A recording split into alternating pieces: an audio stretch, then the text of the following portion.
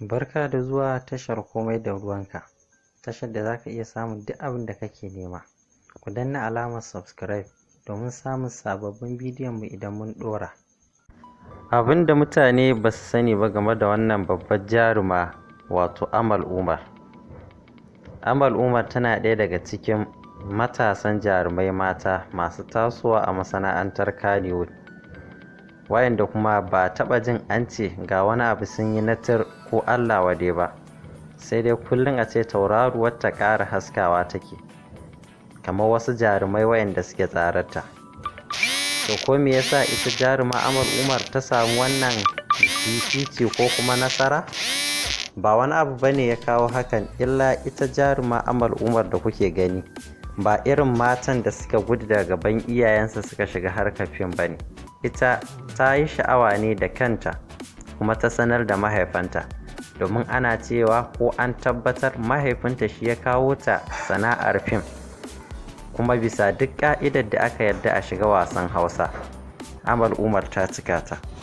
Hakan yasa dole ta nutsu ta mai da hankali domin ganin ta fitar da mahaifinta kunyar abin da ya sa ta a kai. Irin wannan fifici da ita Amal Umar ta samu, kasancewar mahaifinta ne ya kawo ta harkar fim kuma ta nutsu take kamewa, da a ce shi ma Sarki Ali Nuhu zai sanya 'yar tasa a harkar fim, ita ma za ta zamana ta yi fice kamar yadda Amal Umar ta yi ko ma fiye da haka, kasancewar ita mahaifinta a harkar yake. Ba kuma iya Amal ba kuma iya Fatima Ali Nuhu ba, haka ita ma Iman Sani Danja wacce ta fito jaruma a cikin fim ɗin Aƙila, ita ma da a ce mahaifin nata zai batta ta ci gaba da harkar fim sosai wato Sani Danja, da ta yi fice kasancewar ta ita ma mahaifinta jagora ne a cikin fim. Sai dai mutane masoya Amal Umar sukan yi korafi guda ɗaya na cewa wani lokacin ita jarumar tasu Amal Umar takan ɗan sanya ƙananan kaya su yi yawa ko kuma rausayawa da yawa a cikin wasu waƙoƙin da take fitowa.